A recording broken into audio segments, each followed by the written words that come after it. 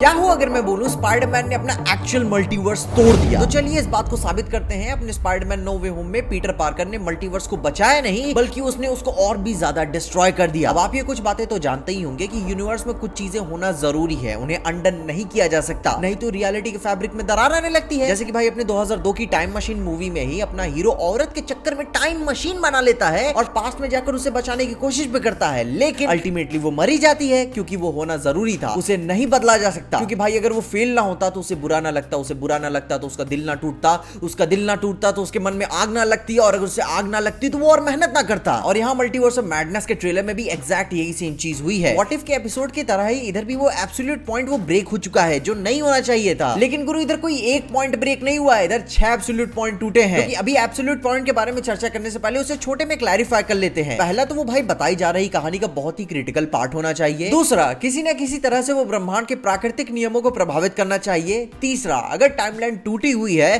तो उसका खत्म हो जाना ही सही है। अब हाँ गुरु लोग, मैं जानता हूँ ये बहुत ही हार्ड नियम है, मगर अपने दूरदर्शी बन के चलो, इधर गली मोहल्ले की बात नहीं चल रही है। क्योंकि तो स्पाइडरमैन के विलन्स लिजर्ड, इलेक्ट्रो, डॉक ऑक, सैंडमैन और ग्रीन गॉब्लिन ठीक अपने मरने से पहले जो भाई इधर आ जाते हैं, जो कि हम यहाँ पे मान सकते हैं कि ये उनके यूनिवर्स का एब्सोल्यूट पॉइंट था, उनका मरना। पर पीटर को उनका ठीक करने के बाद उन्हें एग्जैक्ट पॉइंट पे वापस भेज देना, उसके पास से तो पावर्स भी छीन लेना, और इसी से उनके यूनिवर्स का पहला एब्सोल्यूट पॉइंट टूट जाता है। लेकिन उसके बाद बाकियों का क्या? डॉक ऑक के अपने हाथों के थ्रू अपना दिमाग खो देना, उससे पीटर के कैरेक्टर का डेवलपमेंट, और जब डॉक ऑक वापस जाएंगे तो अपने पूरे कंट्रोल में होंगे, अपने आप को बचा लेंगे, और फिर एक एब्सोल्यूट पॉइंट फिर ब्रेक हो जाएगा। लेजर तो पिक्चर में टेक्निकली मरता नहीं है, मगर उसने काफी कुछ बकचोदी खड़ी की थी। तो अगर हम अमेजिंग स्पाइडरमैन मूवी का ही रेफरेंस मान के चले तो जैसा मूवी सिनिस्टर 6 को सेटअप कर रही थी तो वैसा कुछ हो ही नहीं पाएगा। गुरु अपने एंड्रू गारफील्ड भी उसका एंटीट्यूड बनाना जान रहे हैं, तो भाई कुछ करने से पहले ही वो तैयार रहेगा, तो भाई वहां भी वो एब्सोल्यूट पॉइंट ब्रेक हो जाएगा। अब हाँ भाई यहाँ पे थोड़ा सा ज्यादा हो रहा है, लेकिन तभी तो उसको थ्योरी कहते हैं। अब ग्रीन गॉब्लिन अपने रिकवर होने के बाद वापस जाएगा तो अपने आने वाले गॉब्लिन्स, हैरी का ट्रांसफॉर्मेशन, सैडमैन और वेनम से बचाव, वो सब सारी चीजें सब कुछ अलग हो जाएंगी। क्या पता भाई स्पाइडरमैन 3 में पीटर भी मर जाए, जो कि ये भी नहीं होना चाहिए था, तो एक और एब्सोल्यूट पॉइंट ब्रेक हो जाएगा। सैंडमैन की हिस्ट्री अभी बहुत ही लंबी होने वाली थी, उसका समय से पहले ही ठीक हो जाना उसके लिए भी एक एब्सोल्यूट पॉइंट को तोड़ देता है। क्योंकि गुरु स्ट्रेंज लंबा सोच रहा था, लेकिन पीटर अभी का सोच रहा था। इमेजिन करो कि सैकड़ों हजारों स्पाइडरमैन के विलन्स एक साथ आ जाते अपने मेन यूनिवर्स में,